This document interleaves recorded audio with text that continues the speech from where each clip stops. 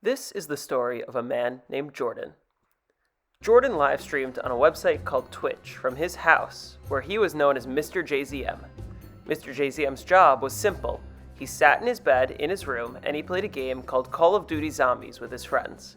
Orders came to him through a chat box on his stream, telling him which maps to play, which guns to use, and for how long. This is what MrJzM did every day of every month of every year.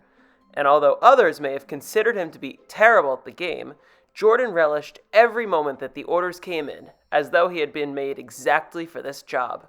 And Jordan was happy. And then one day, something very peculiar happened. Something that would forever change Jordan. Something he would never quite forget. He had been at his desk for nearly an hour when somebody in his chat asked him to play a game of Mob of the Dead on solo. Playing solo was something that Jordan was not very good at. Never in all his years of live streaming had he played a game without his friends. Something was clearly very wrong. Shocked, frozen solid, Jordan loaded up the map Mob of the Dead all by himself. But as he came to his wits and regained his senses, he tried his very best to build the plane and get to a high round. He only got to round 11. But he did try, though. Just an editor's note, the gameplay you're seeing on screen is obviously a dramatization. But, of course, as soon as I decided to load up the game and purposely die on round 11, I get the Mark II out of the first fucking box. What the fuck? Did it really just give me a Mark II that I'm on a game that I'm intentionally throwing? But yeah, that's actually really how it happened. That fateful game of Mob of the Dead was around 8 years ago now. And after that game, for some reason, something changed in me. I wanted to try and get better at playing solo. I had never been able to play anything other than with my friends. So I did what anyone else looking to get better would do, and I watched videos of world records. And I discovered one strategy on the map Die Rise that seemed easy enough, and it turns out I was right. I loaded up a game of Die Rise, and after nervously taking a very long time to set up, I started working on the shaft strategy. And in that game, I ended up making it all the way to round 62. That gave me a lot of the confidence that I needed to just keep on pushing myself. So I kept trying harder and harder, until eventually, I got my first ever round 100. And let me tell you, you don't know how relieved I was that it wasn't on Revelations. It was actually on Shadows of Evil. Still an easy map, but I think I would have been more disappointed in myself if it was Revelations. Too easy. But yeah, after that, I wanted to keep going. I wanted to try and get 100 on every map possible. So I kept moving forward. I got Revelations, and then Horizon, and then The Giant, and then Zetsubo, and I even got 100 co-op on Revelations, and then I got Gorod Krovi, and that made it so that I got every round 100 on Black Ops 3. Very shortly after that picture was taken, Zombies Chronicles was announced and then released, but with a little bit of time for me to get it buried in there as well. After that, knocking out round 100s was basically a breeze. I got Moon, Origins, Kino, and Ascension all within the first week, and Ascension was in the first room. I kept this trend going, and before the release of Black Ops 4, I knocked out Ascension BO1 and Mob of the Dead.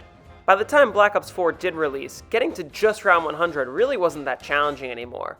I knocked out basically all of them as soon as the maps launched.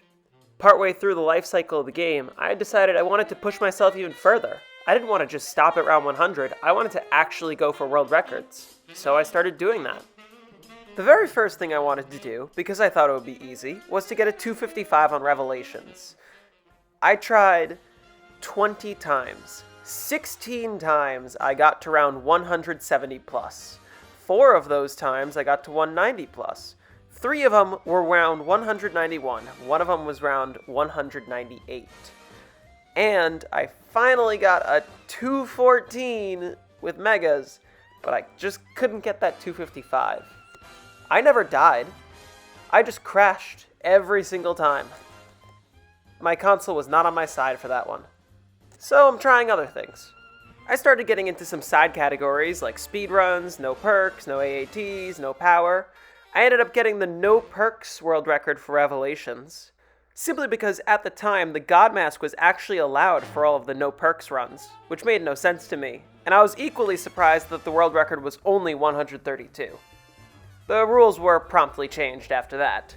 I also got the world record for Gorod Krovi No Gums 100 speedrun. Turns out opening the door next to the Vesper actually is quite a bit faster. I wish I had known that at the time. But as fun as these side categories are, that's just what they felt like, side categories. I wanted to go for the main categories. I wanted to go for something really big. So that's what I started working on. Shortly after that decision, I got my first ever 200 and later round 268 on Tagged or Toten. Then shortly after that, I got 257 on Dead of the Night. That one was not so much fun. With the release date of Call of Duty Black Ops Cold War coming closer and closer, I had decided I wanted to be the very best. Every game has one player that I would consider to be the absolute best. World at War has Krups, Black Ops 1 has Furret, Black Ops 2 has Tidy, Black Ops 3 has Keg, and Black Ops 4 has Scott. And I wanted to be that guy for Black Ops Cold War. Allow me to show you what happened the very first minute that I launched the game on launch day. Okay, let me connect to the servers and see if the settings change. Oh my God! Oh! Cold War did not end up being the game for me. I did have a few decent runs while playing the game, but I ended up having to go back to older games. You bought the door. Oh my god. After being defeated by D-Machine time and time again, I went back to Tagged or Toten and I got the world record, and the third ever 400 on that game. Of course, not without some tiny slip-ups along the way. No. Oh no, that's Mason.